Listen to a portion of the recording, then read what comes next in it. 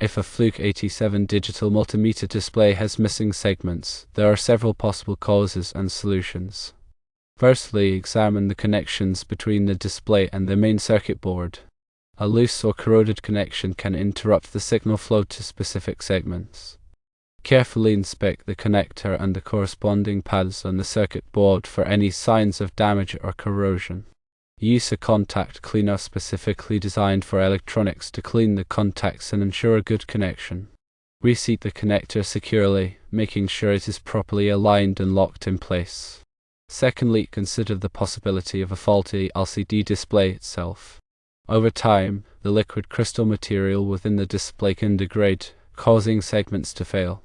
This is more likely in older multimeters or those exposed to extreme temperatures or humidity. If cleaning the connections does not resolve the issue, the LCD display may need to be replaced. Obtaining a replacement LCD display can be done through authorized Fluke service centers or reputable electronic component suppliers. Thirdly, inspect the display driver circuitry on the main circuit board. The display driver is responsible for controlling the individual segments of the LCD display. A malfunctioning driver can cause segments to fail or display incorrectly. Use a multimeter to check the voltage levels at the display driver output pins, comparing them to the values specified in the Fluke 87 service manual. If the voltage levels are incorrect, the display driver may need to be replaced. Fourthly, check for any cracks or joints around the display connector or display driver components. Cracks in the solder joints can cause intermittent connections, leading to segment failures. Use a magnifying glass to carefully inspect the solder joints for any signs of cracks. If cracks are present, resolder the joints using a fine-tipped soldering iron and high-quality solder. Be careful not to overheat the components or create solder bridges between adjacent pins. Fifthly, consider the possibility of electrostatic discharge, or ESD, damage. ESD can damage sensitive electronic components, including the display driver and the LCD display. Always use proper ESD precautions when working on electronic equipment, such as wearing an anti-static wrist strap and working on an anti-static mat. Avoid touching the electronic components directly with your fingers, as this can transfer static electricity. Sixthly, check the power supply voltage to the display driver circuitry. If the power supply voltage is too low or unstable, it can cause the display driver to malfunction. Use a multimeter to check the power supply voltage at the display driver input pins, comparing it to the values specified in the Fluke 87 service manual. If the power supply voltage is incorrect, troubleshoot the power supply circuit to identify and correct the issue. Seventhly, examine the condition of the flexible printed circuit, or FPC, cable that connects the LCD display to the main circuit board. The FPC cable is a thin, flexible cable that carries the signals between the display and the circuit board. If the FPC cable is damaged or has a loose connection, it can cause segment failures. Carefully inspect the FPC cable for any signs of damage, such as tears, creases, or cuts. Reseat the FPC cable connector, making sure it is properly aligned and locked in place. Eighthly, consider the ambient temperature and humidity. Extreme temperatures and humidity can affect the performance of the LCD display and the electronic components. Avoid using the multimeter in environments with excessive heat, cold, or humidity. Store the multimeter in a dry, temperature-controlled environment when not in use. Ninthly, check for any software or firmware issues that may be affecting the display. Although less common, software or firmware bugs can sometimes cause display problems. Check the Fluke website for any available firmware updates for the Fluke 87. If updates are available, follow the instructions carefully to update the firmware.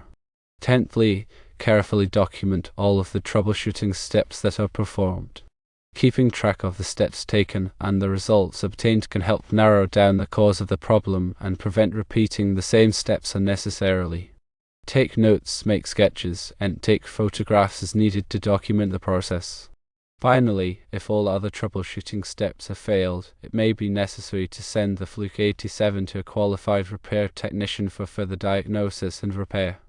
A repair technician has the expertise, tools, and equipment to diagnose and repair complex electronic problems. They can also obtain genuine Fluke replacement parts to ensure the proper repair of the multimeter. If replacing components, ensure they are the correct part number and specification. Refer to the Fluke 87 service manual for a list of approved replacement parts. Using incorrect or substandard components can damage the multimeter or affect its accuracy. Also, when soldering, use a temperature-controlled soldering iron and high-quality solder. Avoid overheating the components or creating solder bridges between adjacent pins. Use proper soldering techniques to ensure a strong and reliable solder joint. Be aware of the safety precautions before working on any electronic device. Disconnect the multimeter from any external circuits or power sources before opening it up.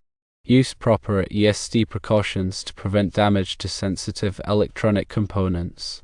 If you are not comfortable working on electronic equipment, seek the assistance of a qualified repair technician.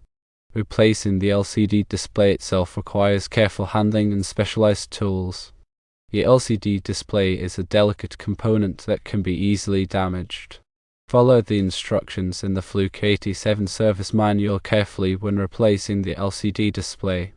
Use a suction cup or other specialized tool to lift the LCD display from the circuit board. Avoid touching the LCD display directly with your fingers. Ensure the replacement LCD display is properly aligned and seated before securing it in place.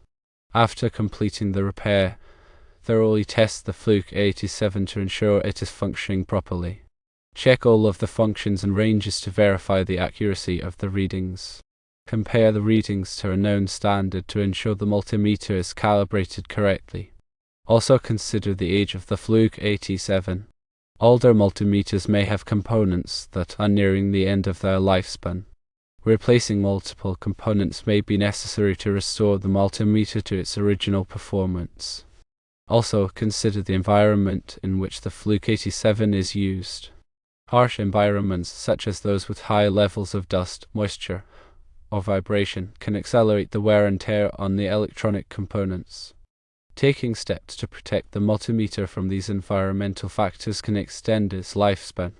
If the multimeter is used in a harsh environment, clean it regularly with a soft, dry cloth. Avoid using solvent or abrasive cleaners, as these can damage the plastic case or the LCD display. The Fluke 87 has a self-test function that can be used to diagnose certain problems. Refer to the Fluke 87 user manual for instructions on how to perform the self-test. The self-test can identify problems with the display, the input circuitry, or the power supply. Furthermore, if the display issue is intermittent, try gently flexing the circuit board or the FBC cable. This can help to identify loose connections or cracked solder joints. Use a non-conductive tool to apply gentle pressure to the components. Do not apply excessive force, as this can damage the circuit board or the components.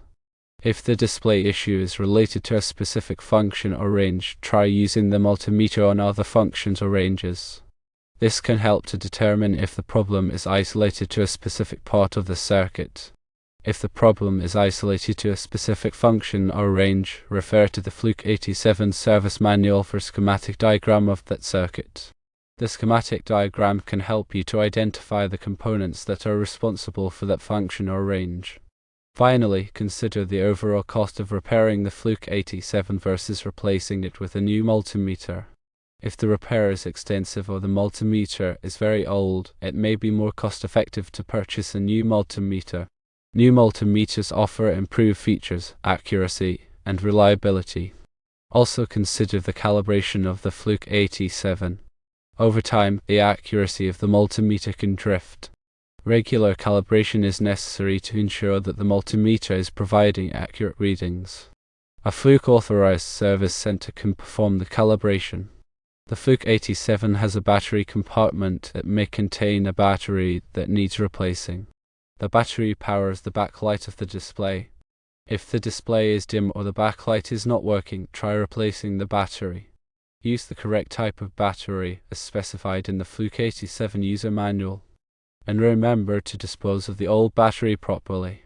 Recycling the battery can help to protect the environment. Also, make sure the battery contacts are clean and free of corrosion. Use a cotton swab and rubbing alcohol to clean the battery contacts. Corrosion on the battery contacts can prevent the battery from making good contact. The Fluke 87 has a fuse that protects the input circuitry from overcurrent. If the multimeter is not working at all, try replacing the fuse. Use the correct type of fuse as specified in the Fluke 87 user manual, and make sure the fuse holder is clean and free of corrosion. Also, consider the warranty on the Fluke 87. If the multimeter is still under warranty, contact Fluke for warranty service. The warranty may cover the cost of repairing or replacing the multimeter.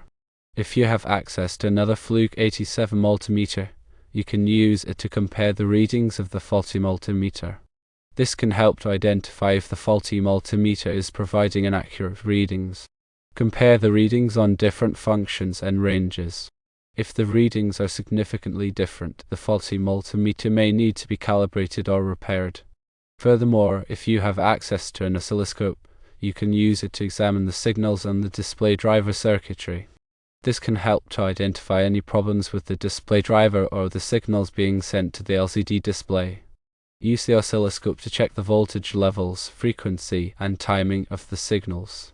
If you are unsure about any of the troubleshooting steps, seek the assistance of a qualified electronics technician. A qualified electronics technician has the knowledge, skills, and experience to diagnose and repair complex electronic problems. The Fluke 87 has a high impedance input that can be used to measure voltage in high impedance circuits. If the multimeter is not providing accurate readings in a high impedance circuit, try using a lower impedance multimeter. A lower impedance multimeter will draw more current from the circuit, which can improve the accuracy of the readings. Finally, remember to always follow the safety precautions when working with electricity. Electricity can be dangerous and can cause serious injury or death. Always disconnect the power before working on any electrical equipment. Use proper safety equipment, such as insulated gloves and safety glasses. If you are unsure about any of the safety precautions, seek the assistance of a qualified electrician.